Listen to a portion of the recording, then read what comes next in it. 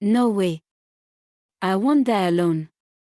Everyone must suffer too, Tina whispered, her hand steady as she mixed her infected blood into the Zobo juice. Zulu was a busy town in the west. The markets were always noisy, the air was filled with the aroma of roasted plantains, and children laughed as they played under the big mango tree.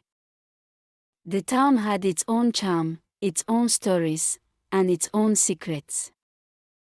But none were as special as Tina. She wasn't just beautiful. She was breathtaking. The kind of beauty that made men lose their focus and women burn with envy. Her skin was smooth like freshly pounded amla, her eyes glowed like the diamonds in the sky, and her smile. Oh, her smile was a weapon capable of bringing the mightiest man to his knees. Everywhere she walked, men paused and praised her, my angel, sweetheart. They tripped over their own feet just to catch a glimpse of her face. Some said she was not a human, that she had been crafted by the gods themselves and dropped onto earth to torment their hearts. But the most confusing thing about Tina wasn't just about her beauty. It was the way she didn't seem to care. She never entertained any man, no matter how wealthy, handsome, or powerful he was. She didn't joke with them. She didn't blush or smile. She never let them think they had a chance. Instead, she focused on her business. The small, famous Zobo and snack shop she ran at the marketplace. Men wanted her, but she wanted none of them. From morning till evening, she sat under the big mango tree, selling her deep red Zobo juice that was sweeter than honey and more refreshing than a cold river bath on a hot afternoon. Customers flooded her shop, not just because her Zobo was the best in town, but because they wanted to steal a moment in her presence. Some tried to impress her. Tina, I can build you a mansion in Lagos. Marry me, and I'll give you more gold than the king himself. Even Chief Adisa, the wealthiest man in town, once stopped by her shop, his belly jiggling as he laughed. Tina, my dear, why are you wasting your time selling Zobo when you could be in a palace? Be my third wife, and you will never work again. Tina only smiled politely and handed him his drink. Chief, your Zobo is 100 naira. He paused, surprised that his money and power didn't impress her. Then he laughed and brought out a bundle of 1,000 naira notes. She took only 100 naira from it and handed the rest back. I only take what I deserve, Chief. Tina responded. Her attitude was exactly why the women of Zulu couldn't stand her. Not just because of her stunning beauty, but because she did what they couldn't. While they spent their lives chasing and pleasing men, Tina rejected them effortlessly. Some women swore she was using jazz, a black magic. How else can she resist men like that, they whispered among themselves. The rumor spread like wildfire. They said she took a bath in the river where mermaids blessed her with irresistible beauty. Some said she wrapped a charm around her waist that made men go mad for her.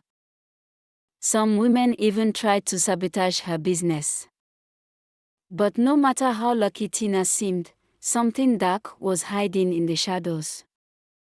The men who couldn't get her were growing angrier. Some whispered about teaching her a lesson. Others watched her from afar with dangerous feelings, waiting for the perfect moment to strike. Tina's beauty was her blessing. But soon, it would become her curse. Very early in the morning, as the sun rose over Zulu's busy market, traders rushed to set up their stalls, each hoping to sell more than the others. But no matter what they did, One name stood above the rest, and that was Tina. Her Zobo juice was like no other. She infused it with the perfect balance of sweet pineapple, cloves, and ginger. It was like drinking a liquid magic. With every sip, customers felt relaxed and refreshed from the hot afternoon heat. Men came for the Zobo, but they stayed because of Tina. And this made the other women envy her more. Unlike the other Zobo sellers, Tina never added extra water to her Zobo just to make more money. She never cheated on her customers, and she always greeted them with a warm, genuine smile. Her shop, set under the cool shade of an old mango tree, was always crowded. Her business was not only successful, it was unstoppable. But success, as they say, always brings enemies. Across the market, Mama Rank, another Zobo seller, watched her with jealous eyes. She hated Tina so much. She hated her beauty and perfect skin. She hated how men admired her so much. But most of all, she hated the way Tina's Zobo tasted better than hers. Mama Rank had tried everything to get more customers like Tina. She had lowered her prices and stole some of Tina's recipes. She even went as far as secretly adding salt to Tina's Zobo when she wasn't looking. But it didn't matter. Tina's Zobo was still the best. One evening, when the market was getting quiet, Mama Rank sat with a group of gossiping women. Her face was full of jealousy as she spoke in a low voice. "You all think Tina is a good person. You don't know anything." The women turned to her, curious.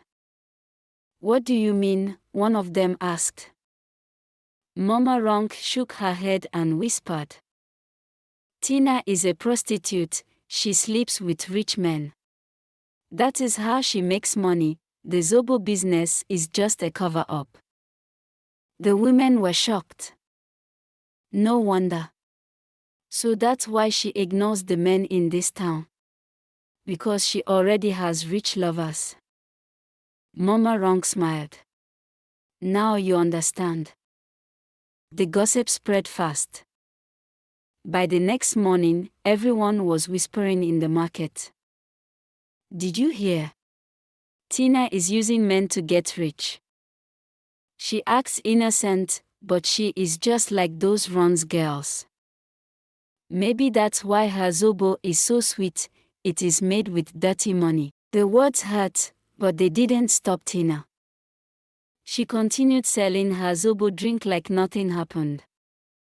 One fateful Saturday evening, the sun had gone down, turning the sky dark with shades of purple and black. The market was closed, and the traders were all rushing home. Tina walked alone on the dusty road to her house. She felt tired, but she didn't mind.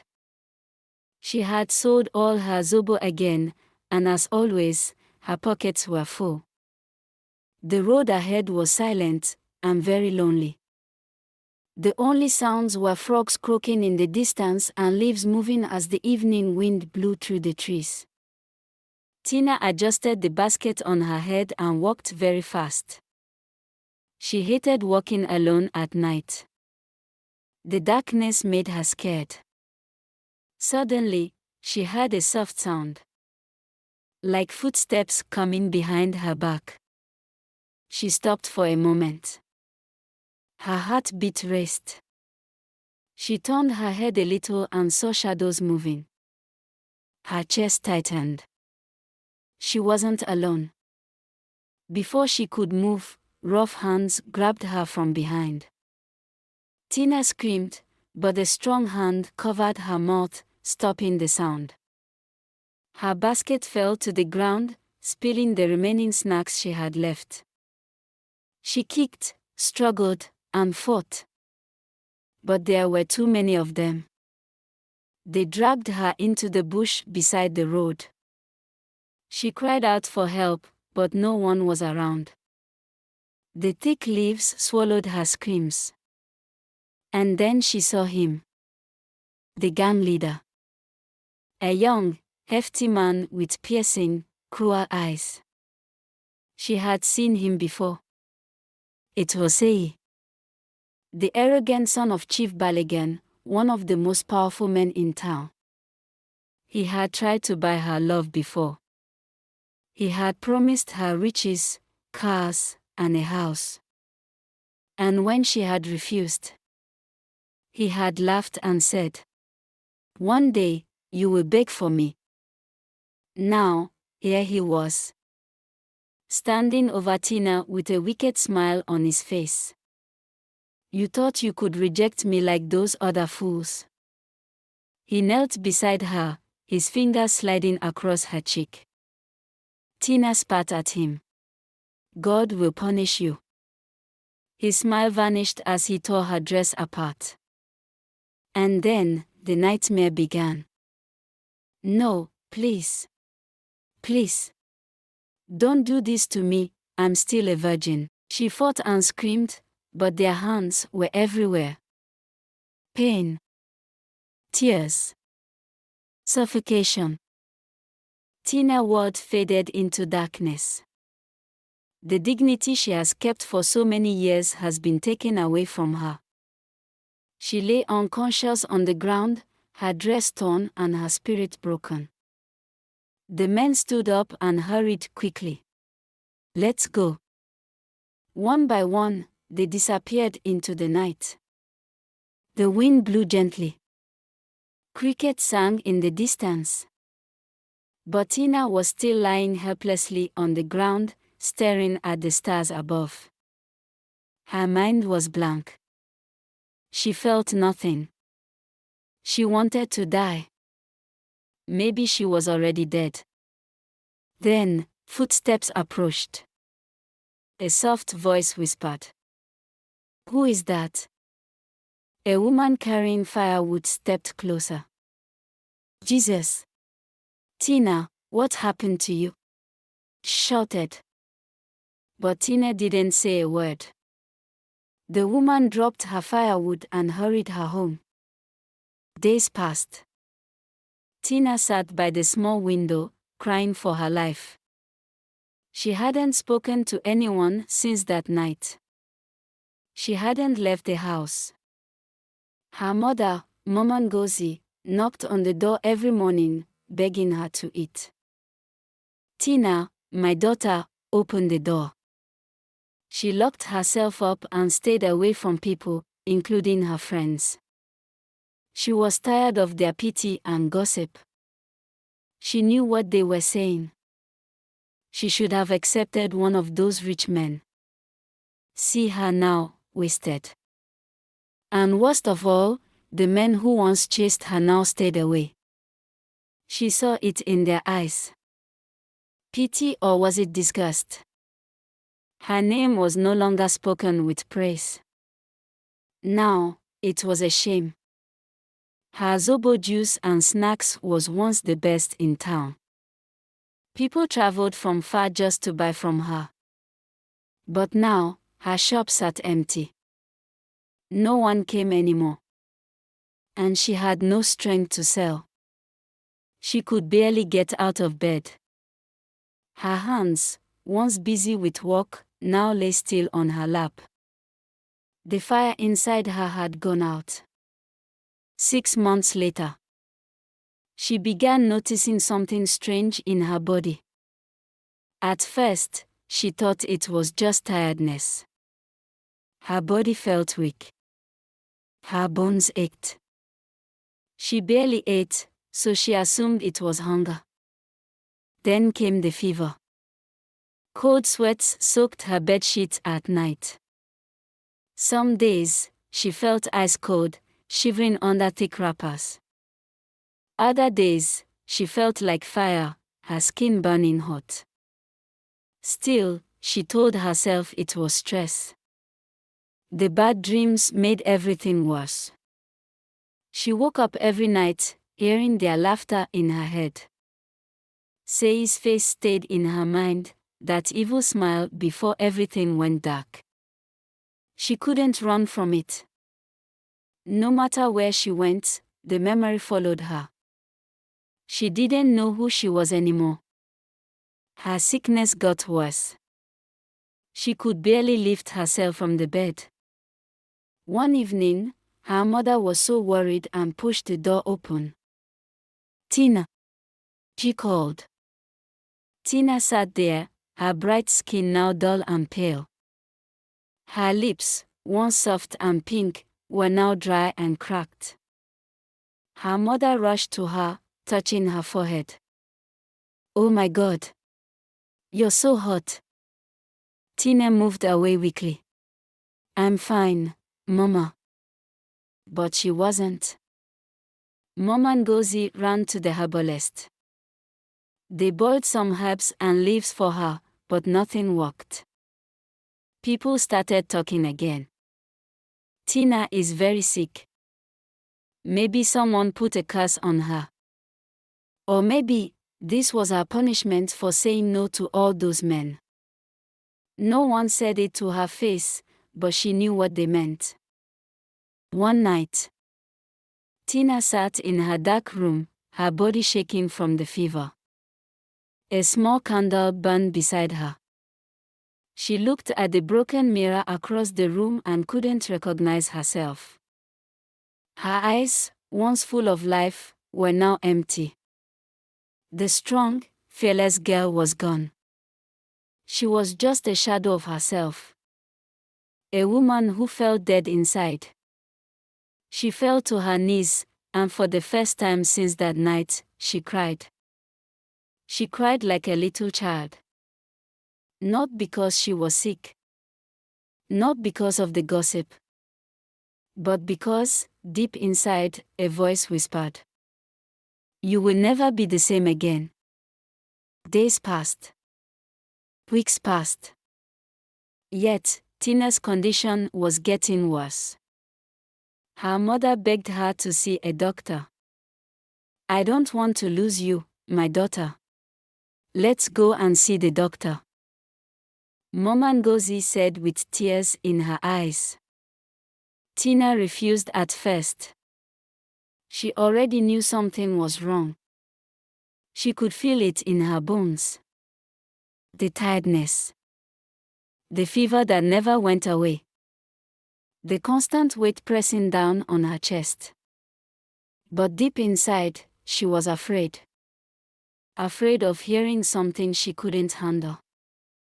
Her mom kept pressuring her and she finally agreed. As she sat in the hospital, waiting for her name to be called, fear wrapped around her like a rope. Her stomach twisted. Her palms felt sweaty. What if? No, she couldn't think about it. She squeezed her eyes shut, praying that it was just malaria. She had delayed for too long. Now, it was too late. "Tina Okafor." The nurse called out. She shook at the sound of her name. Slowly, she stood up and walked behind the nurse. The doctor was a middle-aged man with tired eyes. He looked at her, then at the file in front of him. He sighed. "How long have you been feeling this way?" Tina swallowed hard. "It's been long," she said softly. The doctor nodded. "We ran some tests, and the result is out." Her heart pounded. The room suddenly felt silent. The doctor adjusted his glasses, his face was unreadable. "I'm sorry, Tina." The doctor stopped. The room went silent, heavy like all the air had disappeared. "You have HIV." The words struck her like a slap. She looked at him without blinking. The doctor continued talking, his voice was steady. "You need to start treatment immediately. It can be controlled. It's not a death sentence, but..." His voice faded. Everything became a blur. Tina ran out of the hospital in tears and disbelief. Me? HIV positive. Oh God, my life is over. Her legs moved, but her mind was far away. She could barely hear the noise of the market or see people passing by. Her breath became fast and shaky. She could see her world crashing down. Tears filled her eyes, but she refused to cry. She clenched her fist. This was not her fault. She never wanted this. She never asked for it. They had done this to her. Those foolish animals. And now, they were out there, living their lives like nothing had happened. While she was dying. 3 days after the diagnosis felt empty. She barely ate. She barely spoke. She lay on the bed, staring at the ceiling, her mind filled with endless what-ifs. What if she had gone home earlier that night? What if she had fought harder? What if she had screamed louder? But it didn't matter now. The damage was done already. And death was the only one way to escape it. She thought about it every night. About how easy it would be. Should she stab herself with a knife? Drink poison? Or jump into the river? It would all be over in seconds. No more pain. No more shame. No more gossip behind her back. She wouldn't have to watch herself waste away. But something inside her held back. A small, broken part of her still wanted to live. She didn't know why. Maybe it was fear. Or maybe it was something else. Because if she was going to die, she wouldn't die alone. One late evening, Tina sat in the darkness of her room, looking at the ceiling. Her body was quiet, but her mind was raging like a storm. She hadn't spoken to anyone in days. She hadn't left her house. She hadn't touched her Zobo business. But there was only one thing she thought about every second of every day. Sei and his gang. The men who had destroyed her life. They were out there, laughing, drinking, and living their lives like nothing had happened. While Tina was rotting inside. Her skin burned with fever. Her body felt weak, but her hatred only grew stronger. At first, she wanted to die. To end it all. But now, something changed inside her. Something dark. Something dangerous. Why should she die alone? Why should she suffer while they walk free? No way. She wouldn't be the only one to feel this pain. If death was coming for her, she would not go alone. She would bring others with her. Tina ran her fingers along the wooden table in her room. Her Zobo making tools were still there, untouched for weeks. The big bowls, the strainer, and the bottles. The deep red drink that everyone in town loved. A bitter smile crossed her lips. They all drank her Zobo. They trusted her. And now, she had a way to make sure that trust was their downfall. Her hands clenched into fists. She got up, feeling a new sense of purpose. She waited until it was dark. Then, she took a needle and a string to draw her blood out. Slowly, she injected it into the Zobo, watching as the deep red liquid swallowed it, mixing with the hibiscus, ginger, and cloves. She stared at the bottles, her hand steady. A twisted smile formed on her lips. This was her pain. Her curse. And now, it would be theirs too. Her heart pounded wildly, but she did not stop. As she stirred the Zobo, the voices in her mind whispered, "They deserve this. They took everything from me. Now, they must suffer." A strange joy filled her stomach. She imagined people drinking the Zobo, not knowing the truth. She imagined the sickness creeping into their bodies. Would they cry out? Would they plead for mercy? Would they feel the same fear she had felt? She wanted them to. The whole world had turned against her. The town had gossiped about her. Women had spread lies about her. Men had wanted her but never respected her. And now, she would make them pay. The next morning, the sun rose, bright and golden, as the town began to wake. Tina stepped out of her house for the first time in weeks. She carried her tray of Zobo bottles. Her face was calm and her heart cold. People smiled when they saw her. "Thank God. Tina, you're back. We missed your Zobo." She forced a smile. But inside, she only felt emptiness. They thought she was the same Tina. The sweet, kind girl they used to know. But they were wrong. That Tina was dead. The new Tina had only one mission: to make them all pay. The first day back at the market felt different. Tina stood behind her shop, her tray of deep red Zobo bottles neatly arranged.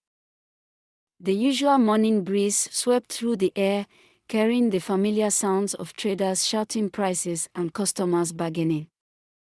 But for Tina, everything felt distant. Like she was watching from behind a glass. She wasn't here to sell drinks anymore. She was here for revenge. The first customer was an old woman, Mama Favor, one of her regular customers.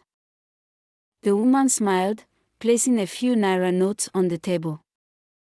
"Tina, my daughter, I knew you would come back," she said, her eyes filled with concern. "You look very slim. Have you been eating well?" Tina forced a smile. She didn't need their pity. She needed to see if her plan would work. With a steady hand, she picked up a bottle of Zobo and handed it over. Mama Favor took a long sip, sighing with satisfaction. "My goodness, still the best in town." Tina watched her leave, her heart pounding. Would she get sick? Would she notice something was wrong? As the day passed, more people came. More hands reached for her Zobo juice.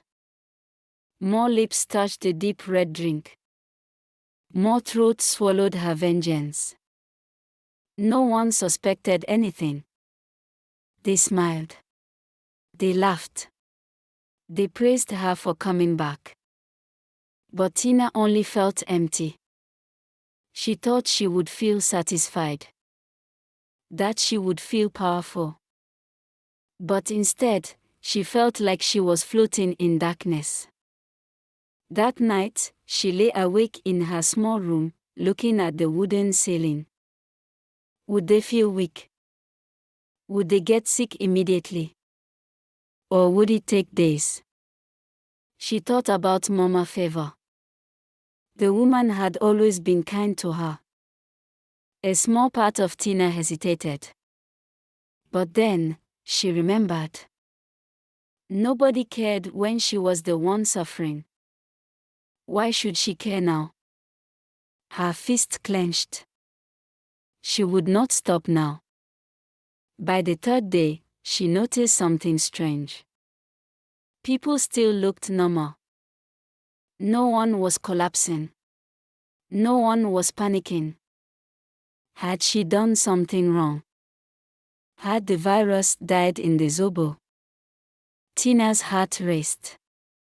She needed to know for sure. So, she started researching. Late at night, when everyone was asleep, she sat by her small kerosene lamp, turning the pages of an old medical book she had borrowed. She also went to cybercafes, searching for answers online. The more she read, the more she understood that HIV could become weak when exposed to air. It wouldn't last long in liquid. Her plan had problems. Her revenge was not complete. She clenched her teeth in frustration. She needed a better way. A way to make sure the infection spread. Her fingers tapped against the table. A dangerous thought entered her mind. What if she acted like a kind helper? What if she gave free blood tests to people? What if she used the same needle for everyone? Her heart beat faster. The idea was risky. But it was perfect. She smiled for the first time in weeks. This was just the beginning. Tina had built a wall around her heart. She had no space for love. No time for affection. No reason to trust a man again. But fate had other plans. It was a quiet afternoon in the market. Tina sat behind her shop, looking at the bottles of Zobo without thinking. She barely heard the customers talking. She barely noticed the movement around her. Her mind was elsewhere, deep in the darkness of her own thoughts. Then, a voice broke through. "Excuse me, miss. Can I have a bottle of Zobo?" Tina looked up, and for the first time in a long while, she paused. The man standing before her was not like the others. He wasn't looking at her the way other men did, with hunger or desire. There was something different in his eyes. Something warm. Something genuine. He was tall, well-dressed, and had the calm presence of someone who had seen a lot in life. His face was handsome, but not in an arrogant way. There was a kindness in his smile, a softness that made Tina feel uneasy. She wasn't used to kindness anymore. "You don't recognize me, do you?" the man said with a small smile. Tina frowned. "Should I?" He chuckled. "I'm Eric. I used to buy from you all the time before you disappeared." Tina's fingers tightened around the edge of her tray. She hated being reminded of the past. She hated that people noticed her absence. Eric picked up a bottle of Zobo and looked at it. "I'm really glad you're back. I've missed this." Tina studied him, unsure of what to say. She wanted to ignore him. She wanted to push him away like she did with everyone else. But something about him made her hesitate. Days passed, and Eric kept coming back. At first, Tina thought it was a coincidence. Then she realized that it wasn't. He wasn't just there for the Zobo. He was there for her. He would stay and talk, asking about her day, telling her funny stories about his life. He never pushed too hard. He never asked why she had changed. He just stayed. For the first time in a long time, Tina laughed. It was a small laugh, barely noticeable. But it was real. And Eric noticed. Tina hated that she was starting to feel something. She hated that his presence made the darkness in her heart feel less heavy. She hated that every time he left, she missed him. This wasn't part of the plan. She was supposed to be focused on revenge. She was supposed to be a monster now. There was no room for love. One evening, as the market was closing, Eric stood at her shop, not leaving. He looked uneasy, his usual boldness gone, replaced by uncertainty. "Tina, can I tell you something?" She raised an eyebrow. "What?" He took a deep breath. "I've been in love with you for years." Tina's heart stopped. Her fingers froze. She couldn't move or breathe. Eric continued. "I never had the courage to say it before. But when you disappeared, I realized I couldn't lose you without telling you how I feel." Tina's hand started trembling. No. This wasn't supposed to happen. She had already accepted that life was cruel. That love was a lie. That people only brought pain. She wasn't supposed to have hope again. She wasn't supposed to feel anything. As Tina looked at Eric, something strange happened. For the first time in months, the emptiness inside her broke a little, and something new crept in. Not hate. Not anger. Something softer. And that terrified her. That night, she sat behind her shop, staring at the deep red Zobo swirling in a glass jar. She squeezed the glass tighter. She couldn't allow herself to feel anything. Not now. Not when her plan had already begun. The first batch was gone. And soon, the consequences would begin. At first, it was just 1 or 2 people. A man collapsed while walking home. A woman woke up shaking, her body covered in sweat. A young boy held his stomach, vomiting uncontrollably. The people assumed it was ordinary fever, a passing sickness.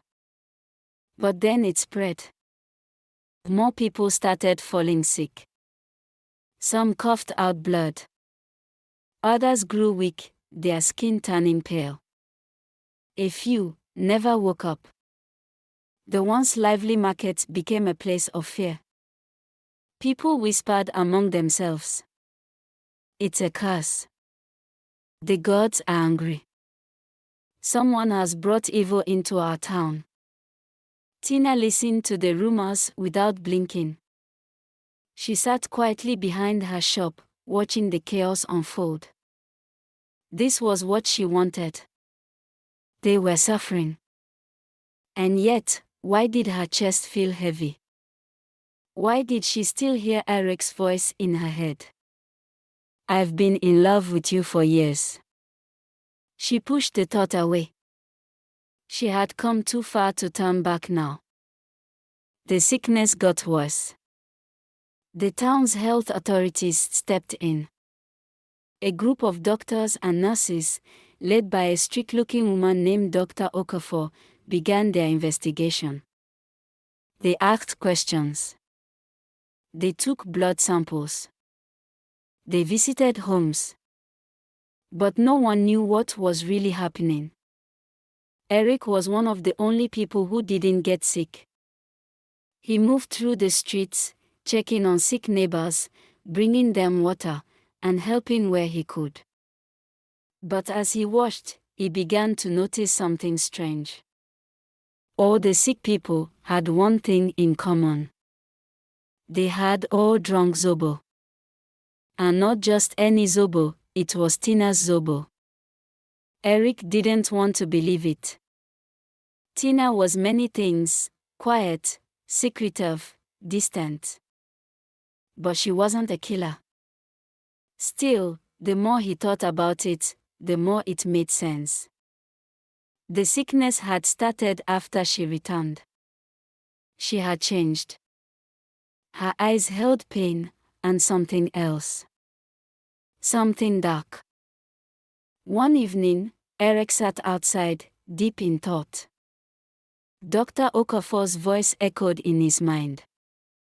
"We are looking into possible contamination. Maybe something in the food or drinks people are consuming daily." His heart pounded.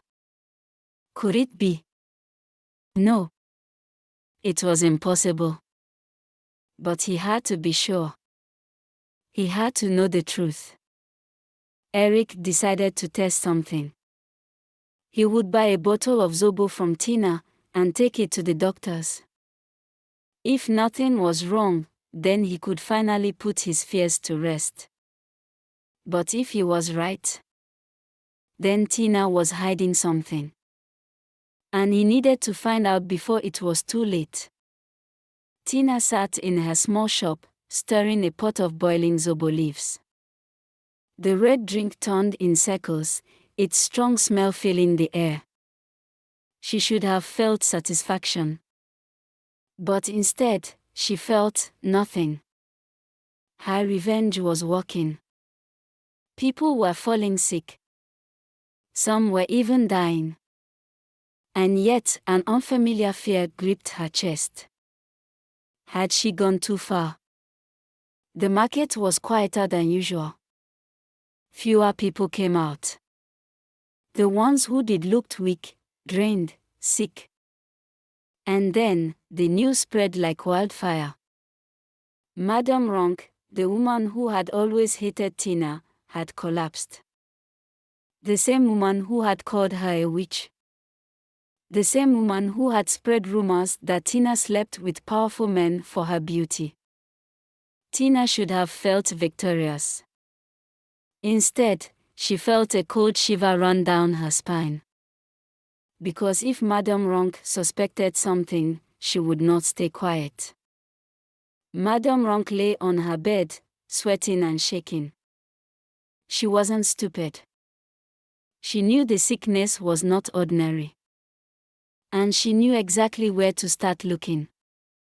She called a man, a private investigator known for uncovering dirty secrets. His name was Bobanosa.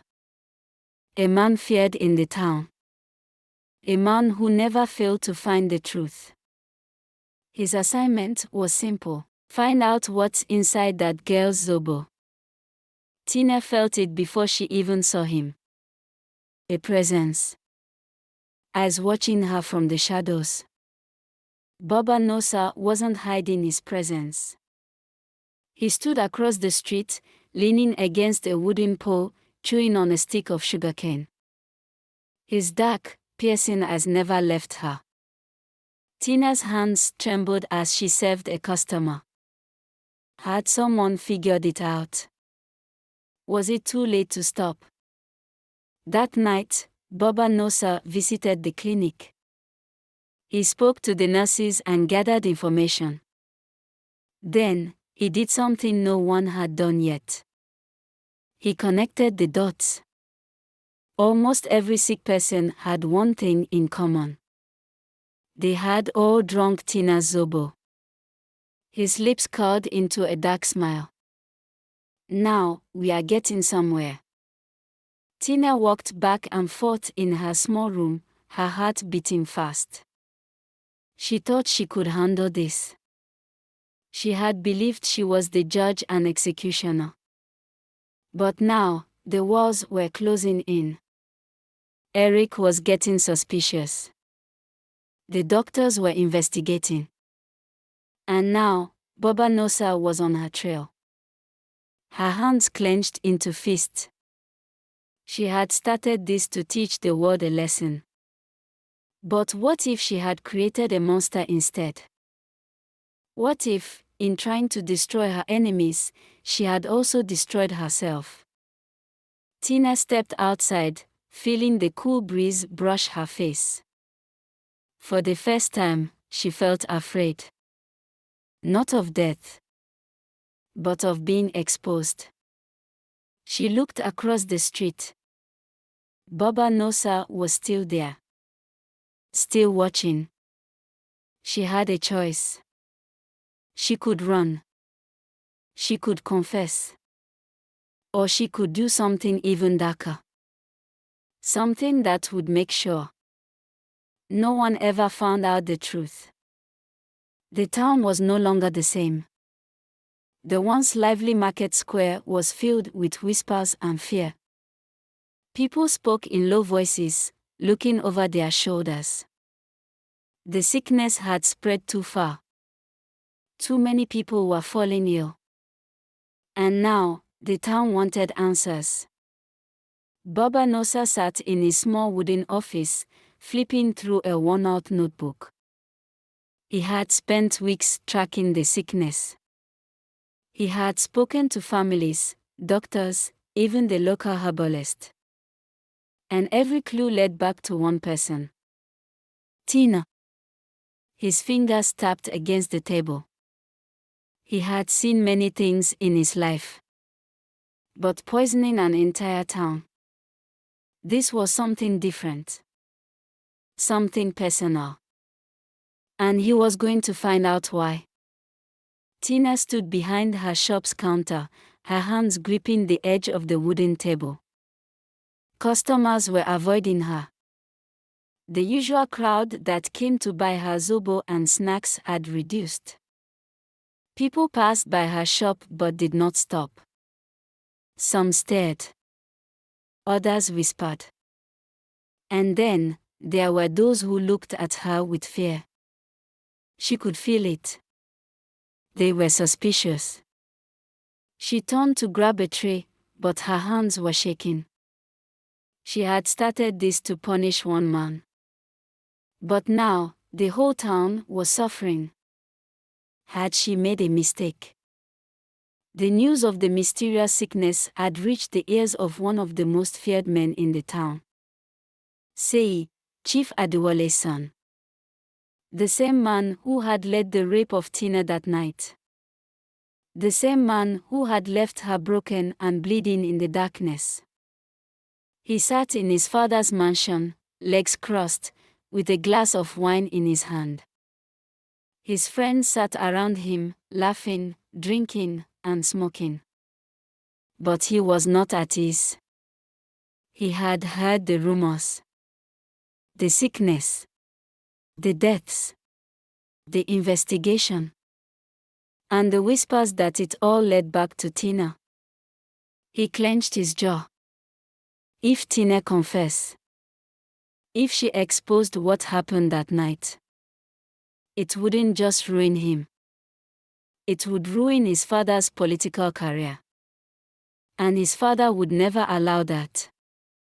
Late that night, the chief's son met with 3 dangerous men in a dark alley. Men who handled dirty work. Men who knew how to make people disappear. You have one job, he said, his voice cold. Make sure that girl never says the truth. The tallest of the men stepped forward. His smile was sharp and wicked. Dead or alive, he asked. The chief's son grinned and adjusted his shiny gold watch. I don't care, he said. Just make sure she's gone. Tina sat in her small room, staring at the candle flickering on her table. She had lost count of how many sleepless nights she had. She could feel it.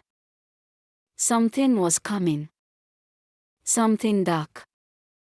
And for the first time in weeks, she was afraid. She thought she had control. But now, she realized. The game had changed. And she was no longer the hunter.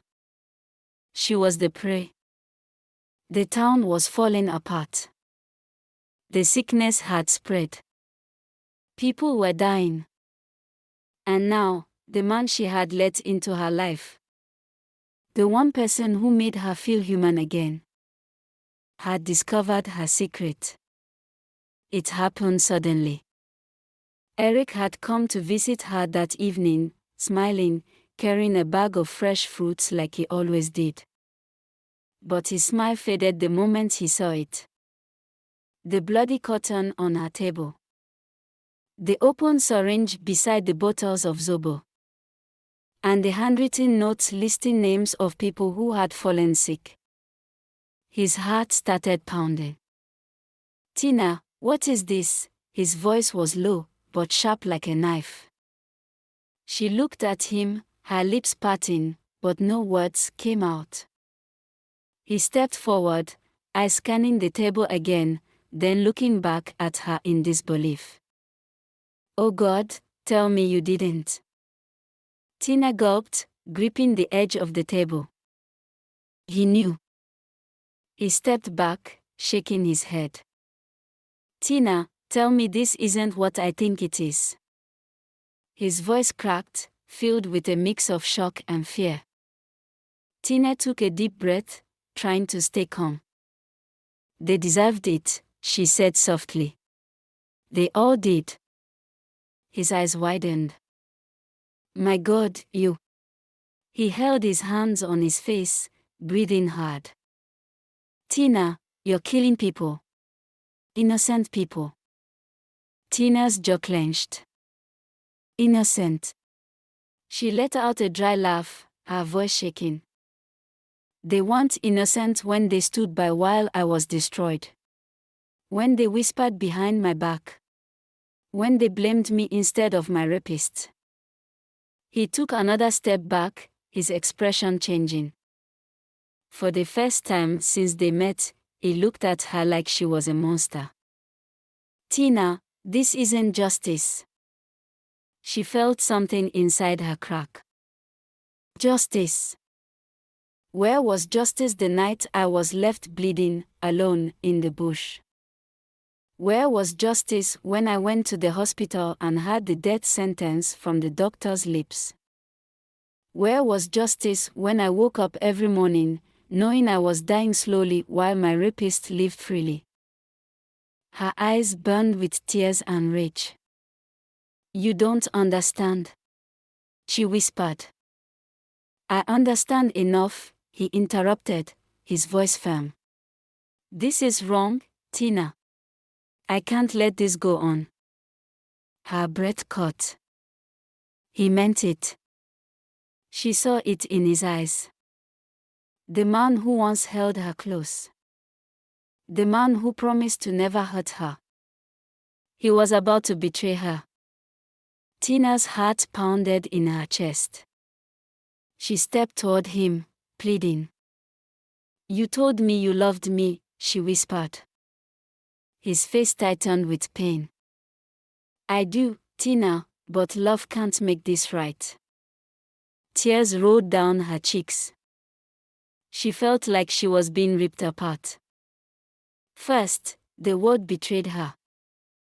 Now, the only man she had opened her heart to was about to do the same. Tina. I have to tell someone. People are dying. Her stomach dropped. Her hands shook. No. She couldn't let him. She wouldn't go to prison. She wouldn't let those men win again. She took a slow step forward. And then another. His expression changed from anger to fear. Tina. He warned, his voice unsteady. But she wasn't Tina anymore. Not the woman he had fallen for. Not the woman who once believed in love. That woman was dead.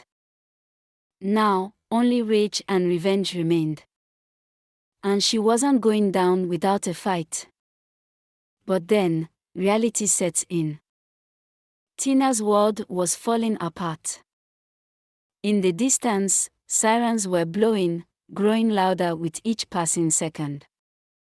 Her hands trembled as she packed her clothes and a few supplies into a small bag. The truth was out. Someone had reported her to the police. And now, they were coming for her. One fateful evening. A black police van ran towards the street and stopped in front of Tina's small shop. The moment the officers jumped out, chaos started. People scattered, running in every direction. Tina froze for a second. Then, she ran. She pushed through the crowd, knocking over a wooden basket of tomatoes. Stop her, an officer shouted. The marketplace was too crowded. Tina pushed through the people, her heart pounding like a drum. She had to escape. She had to vanish. Then, a gunshot cracked through the air. A warning. People froze, dropping to the ground. Tina didn't stop. She didn't dare look back. She ran into a narrow path, leading her toward the old part of town. A place she knew very well. If she could get to the edge of town. If she could enter the forest. She might escape. By the time night fell, Tina had reached the edge of town. Her clothes were soaked with sweat. Her legs felt like stone. But she couldn't stop. Not yet. She entered the thick forest, pushing through branches of trees, not caring about the pain in her feet. The deeper she went, the quieter everything became. The noise behind her, the police, the sirens, and the whispers, slowly disappeared. She finally stopped in front of an old, empty house. It smelled like dust and rot. Cold. Dark. Lonely. But it was the only place she had to hide. She collapsed onto the wooden floor, gasping for air. She had escaped. At least, for now. But they wouldn't stop haunting her. She knew that. She could feel the weight of everything. The sickness. The deaths. The betrayal. And most of all, the men who had done this to her. Her rapists. They were still free. Still untouchable. Still living their lives while she was hiding like a criminal. Her fingers curled into a fist. No. This wasn't the end. She wasn't finished. The police saw her as the bad one. But the real evil people were still free. And if she was going down, she wouldn't go alone. A new plan formed in her mind. A plan more dangerous than before. A plan that would ensure justice was finally served. For her. For all the women who had suffered like her. Her time was running out. But she still had one last move to make. It was time to end this. Tina took a deep breath and reached into her bag, pulling out an old, battered phone. There was only one message she needed to send. As she typed, news from town flashed through her mind, whispers spreading like wildfire. One of the men who had destroyed her life was sick. Very sick. The news came from the hospital. A well-known young man had tested positive for HIV. At first, people whispered that it was from his reckless lifestyle. But then, a disturbing rumor began to circulate. The man had been a regular customer at Tina's shop. Some people started putting the pieces together. And now, fear gripped the entire town. People who had laughed at Tina. People who had spread lies about her.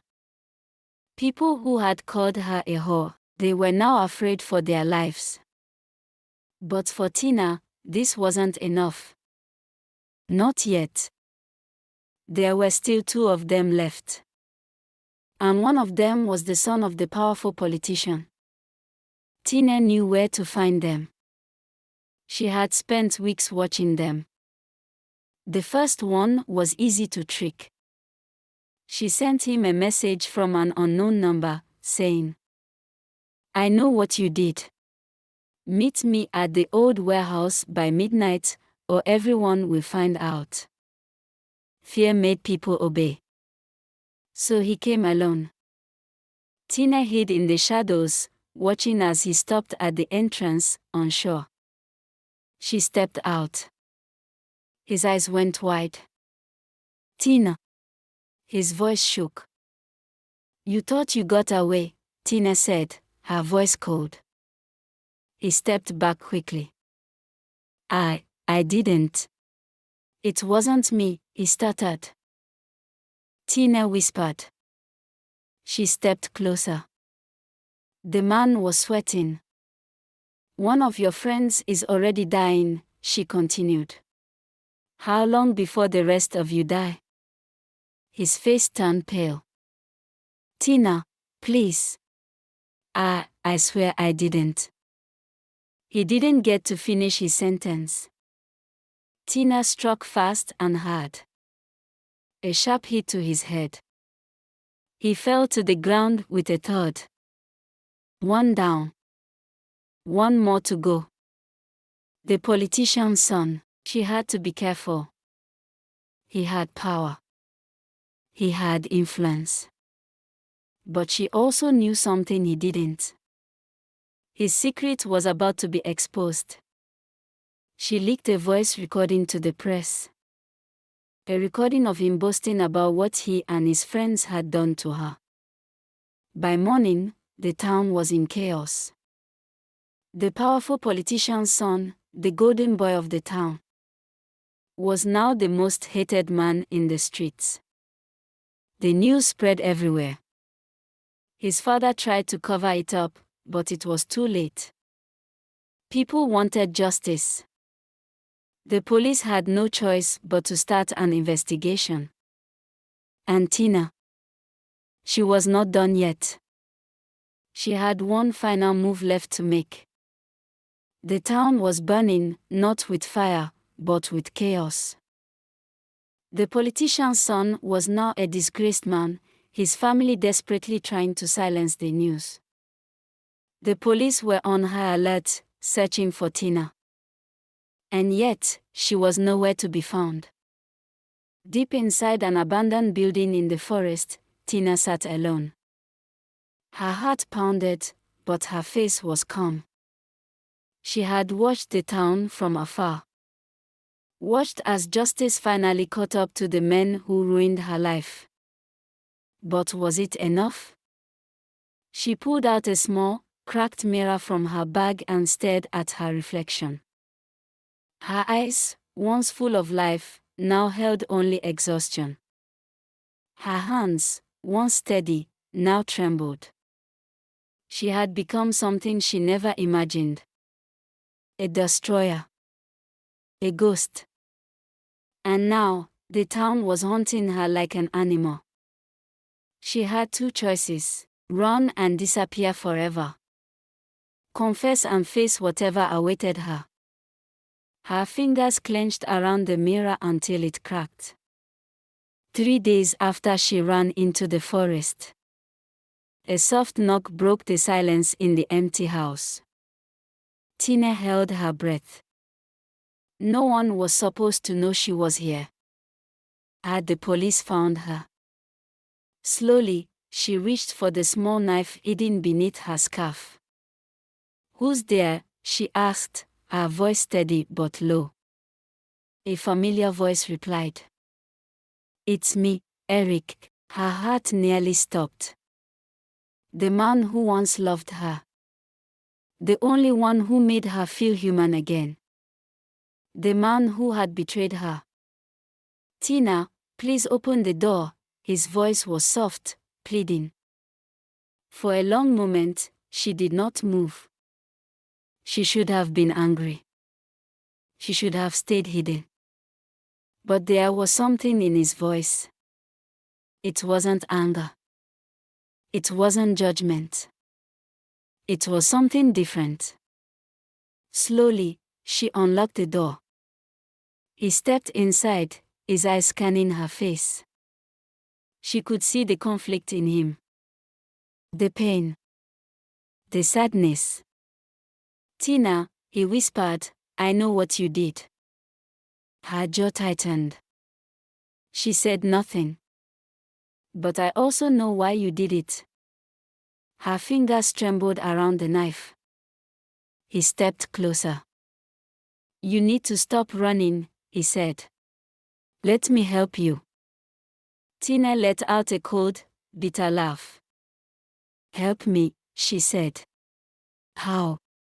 "By handing me to the police." "No," he shook his head. "By fixing this." Tina's stomach tightened. How can everything will ever be right again?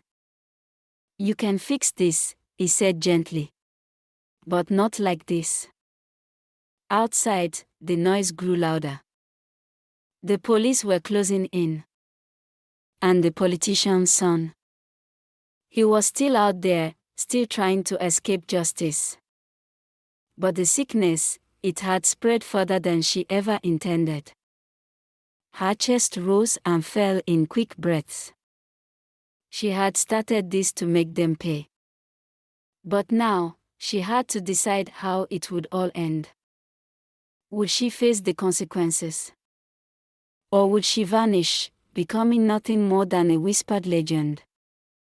Her heart hammered as she looked at Eric. The only person who ever truly loved her. Her fingers let go of the knife. For the first time in months. She took a deep breath, closed her eyes, and hugged Eric tightly. Then she ran away. But where? Into the hands of the police. To finally confess. Or to disappear forever. No one knew.